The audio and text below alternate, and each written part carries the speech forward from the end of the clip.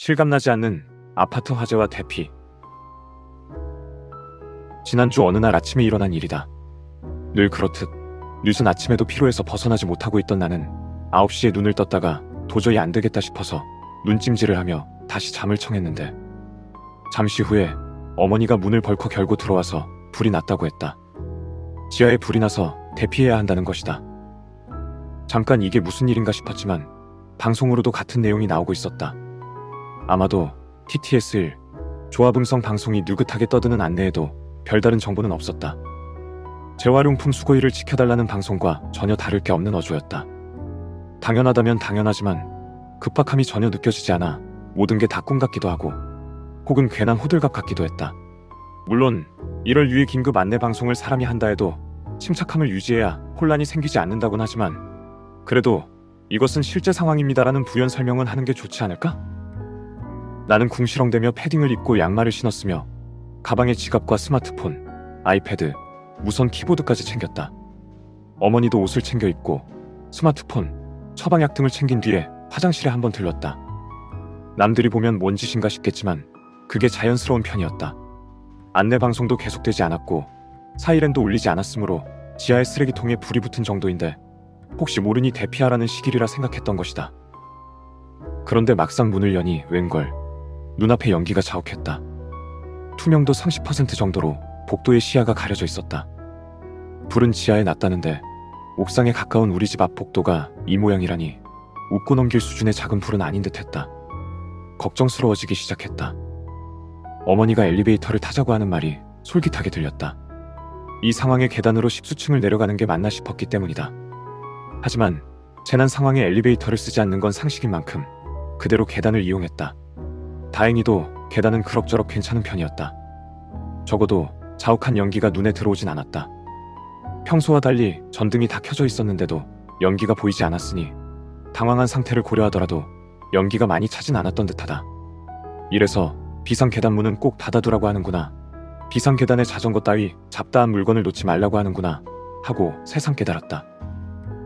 어머니나 나나 건강한 편이라 10수층을 뛰어내려가기는 그리 어렵지 않았다. 5층쯤 되자 소방대원들이 중무장을 하고 걸어 올라오는 모습이 보였다.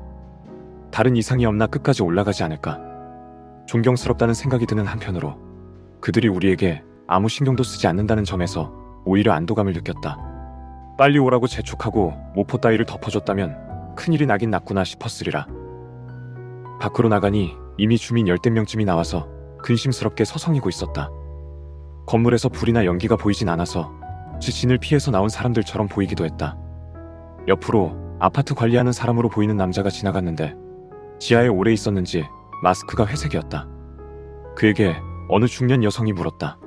자신이 옆동 주민인데 우리 동은 사이렌이 울리는데 방송은 왜 안 나오고 불이 난 옆동은 왜 사이렌이 안 울리고 방송만 나오냐는 것이었다. 관계자는 전기 개통 문제가 있어서 그렇다고 설명하고 어디론가 떠났다. 생각해보면 어떤 재난이 닥쳐도 마지막까지 가동되어야 하는 게 경보와 안내 방송이니 말도 안 되는 소리였지만 누구도 제때 따지진 못했다. 아무튼 불이 나서 연기도 보고 대피도 했는데 정작 불도 안 보이고 소방차도 다 지하에 있는 듯 눈에 띄지 않아 실감이 전혀 안 나는 것은 아닌데 생생한 것도 아닌 이상한 기분이었다. 그냥 들어가겠다고 해도 되지 않을까 하는 생각마저 들었다. 하지만 언제 들어갈 수 있을지 전혀 모를 일이라 일단 어머니와 나는 여느 때처럼 평온한 아파트 단지를 좀 걷고 걸은 김에 근처 놀이터까지 가서 토스를 켜고 특정 장소에서 20원 받기를 실행했다. 정말 재수가 없다면 집이 어찌 될지 모르는 마당에 20원을 줍고 있자니 대단히 모순적인 짓을 하는 것 같기도 했지만 나서서 불을 끌 수도 없고 소방대를 응원할 수도 없으니 남은 것은 주어진 시간을 유용히 보내는 것밖에 없지 않은가? 그러나 아무리 그래도 아주 멀리 가는 것도 경우가 아닌 것 같기도 해서 우리는 근처의 카페에 들어가 모닝커피를 마시며 대충 시간을 죽였다. 옆 테이블에 앉은 중년 부부도 얘기하는 것을 듣자니 우리 동에서 대피를 온 사람들이었다. 카페 직원은 평소와 달리 사람들이 뜬금없는 시간에 찾아오는 걸 보고 무슨 생각을 했을까? 아무튼 집에 언제 돌아갈지 모른다는 이유로 블루투스 키보드와 태블릿을 챙긴 나는 일기를 쓰기 시작했는데, 그러다 생각해보니 아침에 먹어야 할 약을 먹지 못했다. 어머니는 어떤가 물으니 챙겨온 약통을 꺼내셨는데 약을 옮겨 담지 못한 빈통이었다. 별일은 아닌 것 같다고 생각하고 잡다한 물건을 챙기긴 했지만 어머니나 나나 어쨌든 당황하긴 한 모양이었다. 이런 식의 대피 훈련도 받아본 일이 없으니 어쩌겠는가? 카페에 40분 정도 있으면서 커피를 한 잔씩 마시는 동안 비명이나 고함 혹은 소방서의 증원 병력이 도착하는 소리 같은 것은 들리지 않았다. 우리는 적당히 안심하고 액땜을 했으니 복권을 사면 좋겠다는 비과학적인 판단에 따라 복권방에 갔다. 그러나 아직 열지 않았기에 돌아서야 했다. 복권방 아저씨는 대목을 놓친 셈인데 하기야 복권방을 용한 점쟁이가 하는 것도 아니니 모두의 팔자련이 생각하기로 했다. 우리 동 앞으로 돌아오니 대피를 나왔던 사람들 모두 사라지고 아무 일도 없었던 듯하게 모든 것이 고요했다. 직원이나 소방대원이 분주하게 돌아다니거나 상황을 촬영하지도 않았고 안내를 하는 사람도 안내문도 없었다. 모든 것이 꿈 같았다. 오로지 매캐한 냄새만이 남아서 화재가 현실 속에 일어난 사고임을 증명하고 있었다. 어쨌든 별일 없이 집에 돌아와서 모든 게 끝났다 고 생각했는데 그게 그렇지가 않았다.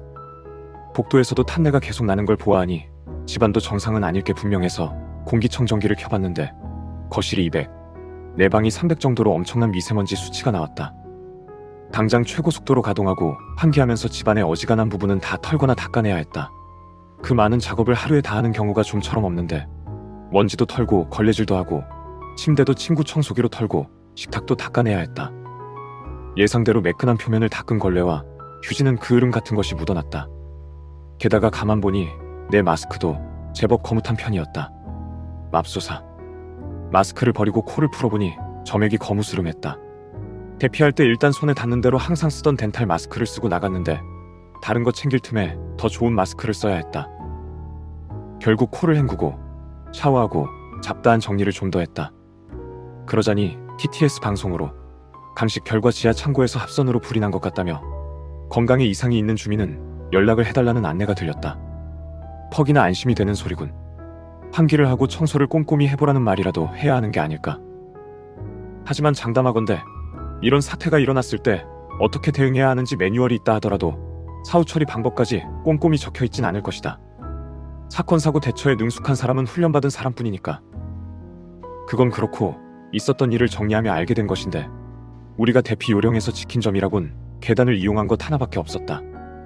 문 밖 상황을 주의해서 현관문 문고리를 조심해서 잡아본 것도 아니고 젖은 손수건으로 입과 코를 막지도 자세를 낮추지도 않았다. 심심한 방송을 듣고 나와서 연기만 좀 봤을 뿐이니 그럴 법도 했지만 떠올린 게 별로 없다는 게 아무래도 부끄럽다. 아버지가 전직 소방관이라 어린이 소방수첩 따위를 열심히 보고 자랐는데 이 모양이라니. 이럴 때 해야 할 일을 정확히 알려주는 음성 비서나 앱이 있으면 좋겠다는 생각도 든다. 그리고 또 시간이 지나서 생각해보니 불이 심각한 수준이었고 내가 혼자 살았으며 몸도 좋지 않았다면 죽었어도 이상할 게 없구나 싶기도 했다. 귀와 코가 안 좋았다면 불난 것을 오래도록 몰랐을 테고 다리가 안 좋았다면 대피하질 못했으리라. 사람 가는 데에 예고도 순서도 없다는 말이 실감나는 한편으로 받을 수 있는 예고는 받고 피하려고 법규와 지침과 수칙들이 있는 것인데 대체로 지켜지지도 않고 몸에 익지도 않으며 이에 책임지는 이도 없는 것 같다. 아무튼 이 글을 그간 읽어주신 분들께 새삼 감사드리고 부디 별일도 후회도 없는 하루를 보내시길 바랍니다.